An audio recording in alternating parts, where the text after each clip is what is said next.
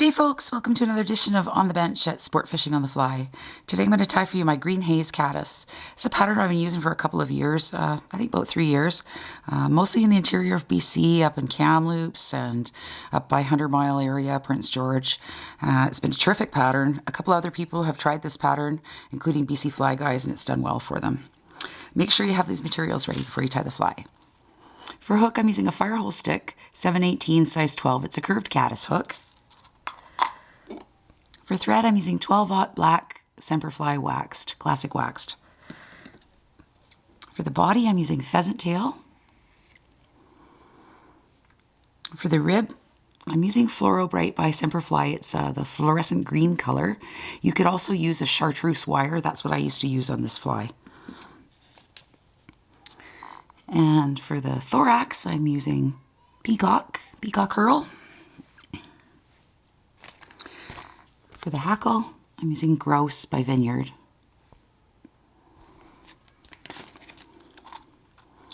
I'm just going to go ahead, place my hook in the vise here.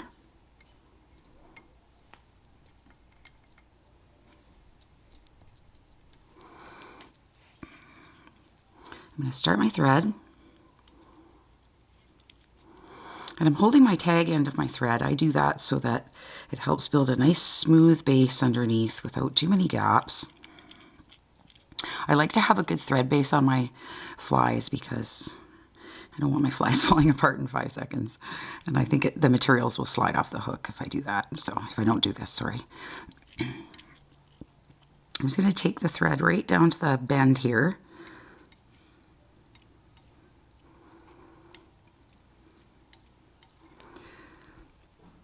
And you could use like 8/0 or whatever too. I use 12/0. I like to put lots of wraps on this fly, so I use the thinnest thread that I can get away with. Next, I'm going to tie in my rib. So I'm using the Fluoro Bright because this material is actually, oh, hang on, trap it there. This material is very strong as compared to wire, so I like using it. It comes in some fantastic colors, but you don't have to run out and buy a new material just to tie this fly. If you already have some sort of a green like wire or a floss, that's fine. You can use that too. Next, I'm going to take my pheasant tail and I'm going to take around a dozen or so and just pull them straight off the stem there. Trim up the ends so they're flush.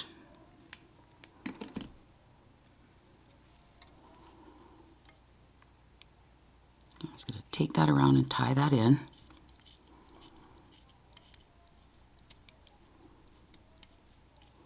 Bring it right back to where I made that last thread wrap.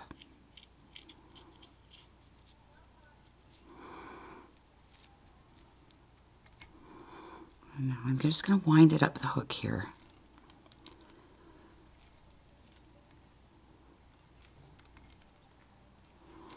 I usually fish this fly I like to get it to the bottom.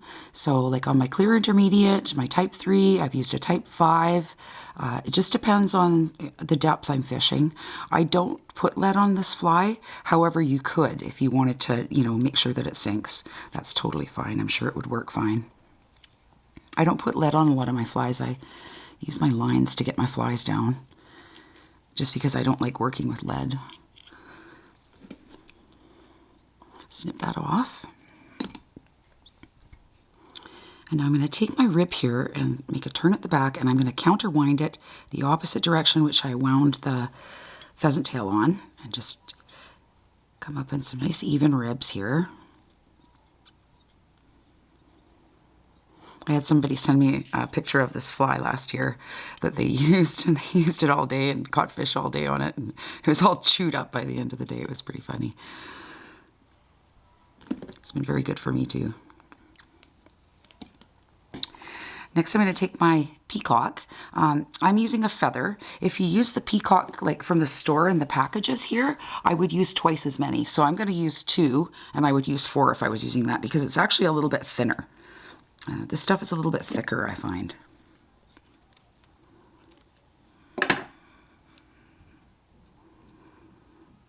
just going to even up the ends here.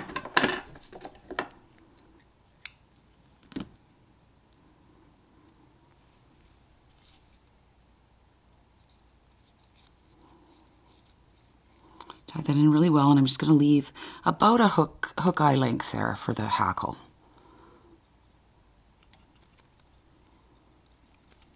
Just wind that on, make a nice big bushy thorax. It's going to help to stand the hackle out.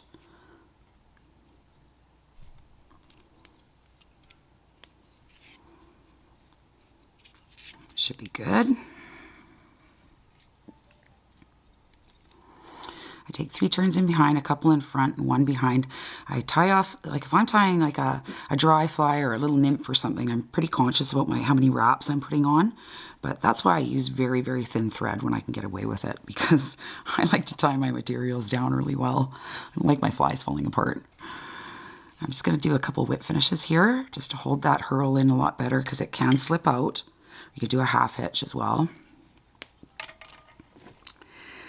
And next I'm going to take my grouse feather. And the reason I like grouse for caddis is just they have this wonderful modeling on them, and I just think it helps as part of an attractor. So I'm just going to peel the bottom fluffy stuff off the stem here. And I usually measure like against my hook just to make sure, okay, it's going to go back right from there, and that's about how far I want it, right to the end. I'm going to tie it in by the base, which is wet fly style. There's a couple different ways you can tie in a feather. It depends on how long you want the hackle. And I'm going to tie that in really well. I left a little small, you could barely see it, just a little bit of the bare feather here at the base. And that just helps you orient the feather better, helps you turn it better on the hook for that first turn. Taking my hackle pliers, attach it to the tip here, and now I'm just going to take my feather and pull it through my fingers just to brush it back. It also helps it go around correctly if you do that.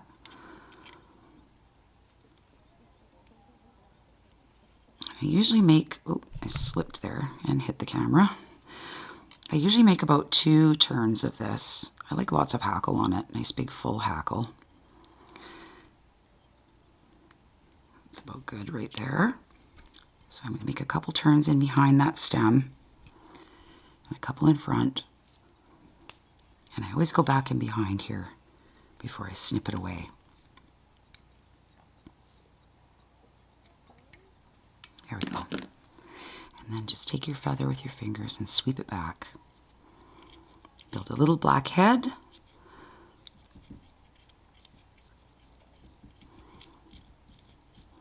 The one thing about using the smaller thread, like the 12-aught, is that it will take more wraps to build that nice head on it. But to me, it's a good trade-off.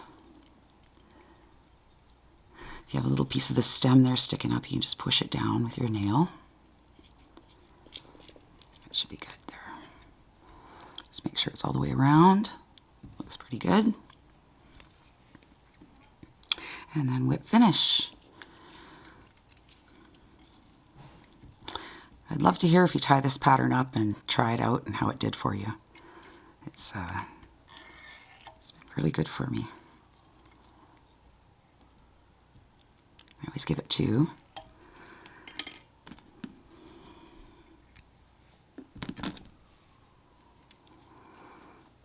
Looking forward to going away very soon. Hopefully they open up my province here of BC so I can travel, because I want to go fish some caddis